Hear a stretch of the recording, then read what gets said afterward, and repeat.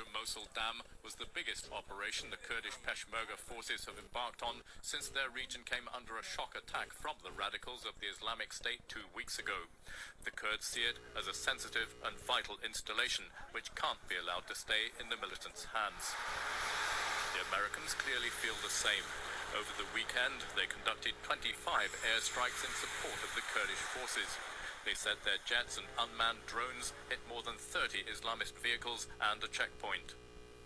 Mosul is Iraq's second city.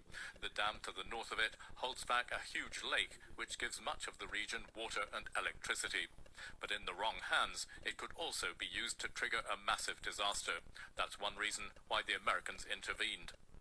In a letter to Congress yesterday, President Obama said that the failure of the Mosul Dam could threaten the lives of large numbers of civilians, endanger American personnel and facilities, including their embassy in Baghdad, as well as preventing the Iraqi government from providing critical services to its populace.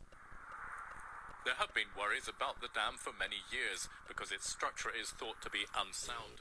Environmentalists warn that in radical hands it could be used deliberately to cause massive damage. This dam is essentially a weapon of mass destruction, and it's a ticking time bomb. The U.S. Army Corps of Engineers indicated that this dam is the most dangerous dam in the world. It would be like a tsunami being released. The wave could reach Baghdad within 3 to 4 days. Think of the humanitarian disaster that the flooding would create. Khalid Jamal owns a fish shop. Over the last few days, he's been worried about the country's largest dam.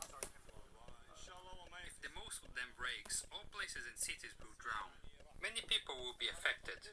It will reach the south and all the south will drown. The old city of Mosul will be completely drowned. I pray to God that this does not happen. This fear is widespread. The dam was built in 1984, and just 2 years later, water started seeping through it. Since then, Iraqi authorities have been trying to maintain it in a way that some have called the patchwork approach. The recent tragedy in Libya's Derna, where 2 dams collapsed, have caused a fresh wave of panic. Some Iraqi officials and think tanks are warning about potentially disastrous consequences. For example, the Wilson Center think tank says in the event of a breach, a tsunami-like wave will sweep through Iraqi cities from Mosul and Baghdad all the way down south to Basra, potentially killing up to 1 million people. Panic has spread so fast that the government has now come out to assure the public. With accuracy and scientific honesty,